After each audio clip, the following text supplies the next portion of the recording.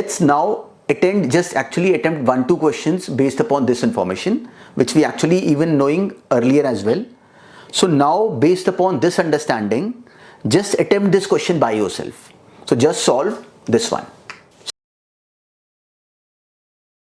So this was the first question, and actually a very straightforward one. So in this case, can we see that the numerator was an integer and the denominator was again an integer?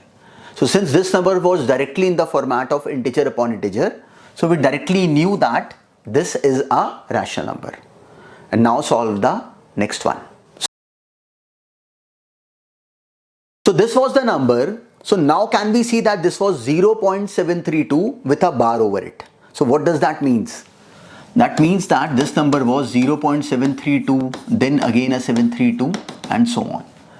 So this was actually giving us a non-terminating but reoccurring decimal. So in this case, this pattern is reoccurring again and again. So without even solving, without even converting it into the format of a fraction, because this was not the question, we can directly say that this is a rational number.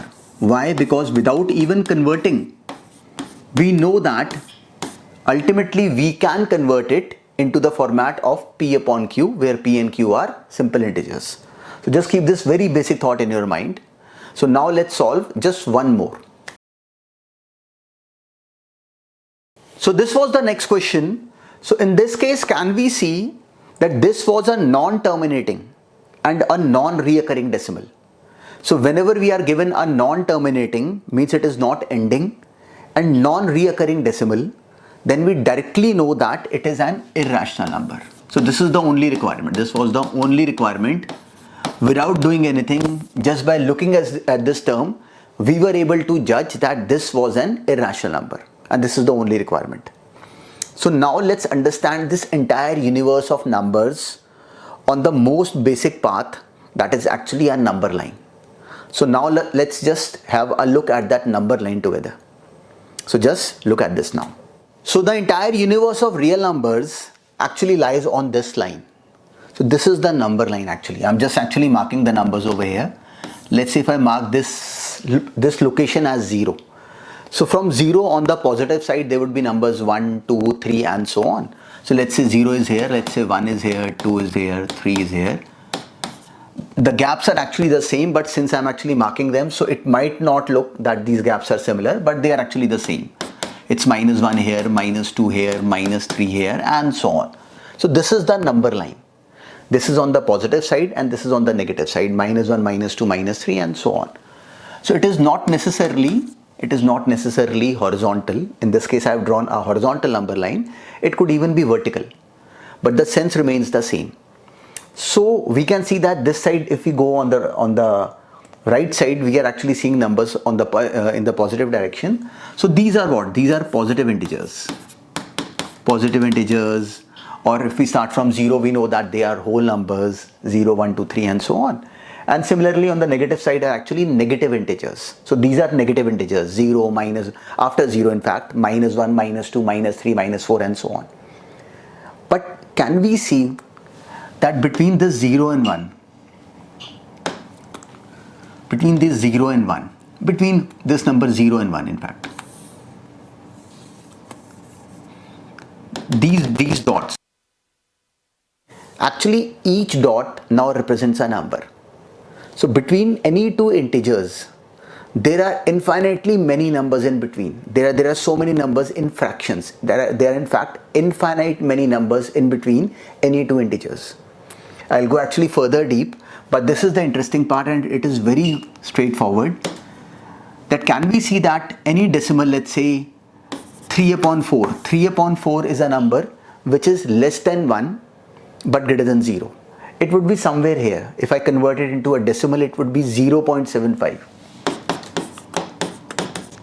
So it is somewhere here. It is somewhere here in between 0 to 1. So between this 0 to 1, between this much of line, there are actually infinite many numbers.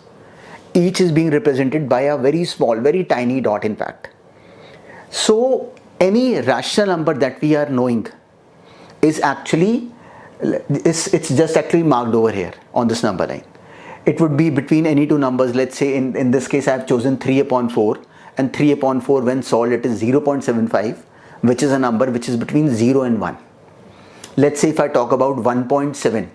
So now 1.7 or 1.5, let's say 1.5, can we see that this is a number which is greater than 5 and less than 2. So it would be somewhere in between this 1 and 2. So all these numbers, whether they are rational or irrational, are actually there on this number line. Any number, let's say even square root of 2, it is somewhere there on this number line. Square root of 2 actually comes out to be 1.414 and so on. So this is a number which is 1.414 and so on.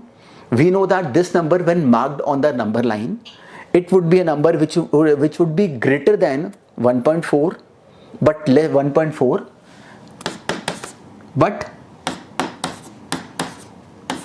less than, let's say, 1.5. So square root of 2 would be somewhere marked in between 1.4 and 1.5 if I actually just stretch this number line. So between this 1 and 2, there are infinitely many dots on which all the numbers, whether they are rational or they are irrational, they would be in between exactly these dots of 1 and 2. So there are infinitely many, just remember this word. Between any two integers, there are infinitely many rational and irrational numbers. And we know this thing directly from the number line. So all the numbers that we are knowing, real numbers, are actually there on this number line. We are not marking them because there are infinitely many. So we can't actually mark all those numbers. So just to actually make us understand, we are just marking the complete integers, which are 0, 1, 2, 3 and so on the positive side. And similarly on the negative side, they are -1, -2, -3 and so on. But we know that all the numbers are there on this number line.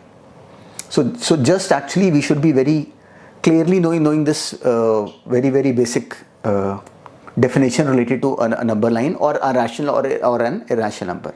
So I'll tell you one more very interesting thing.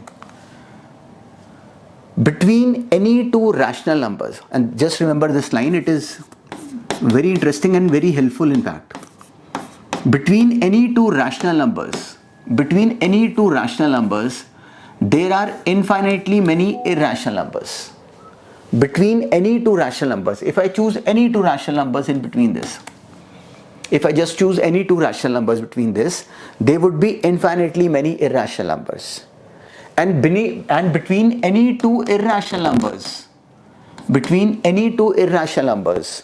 there would be infinitely many rational numbers. So can we see that those numbers are actually, how many numbers would be there in between? There are actually infinitely many dots in between the 0 and 1. So just don't ever think that they are just two numbers. There are so many numbers which haven't been marked over here. Similarly, just like the case of 0 and 1, it is the same case with between 0 and 2 and so on. But we should be aware that there are so many numbers in between. And let's say if I have to mark, let's say 1.5, 1.3, 1.4. So we know how to do that. We know that 1.5 is greater than 1.3. So if I have to mark on the number line, I know that 1.5 would be somewhere here and 1.3 would be somewhere before. If I have to exactly mark it, I can mark on directly using my graph paper. But I know the location exactly. That 1.3 is obviously somewhere before 1.5. So this is the basic sense that we should be knowing. First of all, before actually going into the topic further, we should be knowing that what we are going to deal with. So this is the basic theory. This is the entire chapter.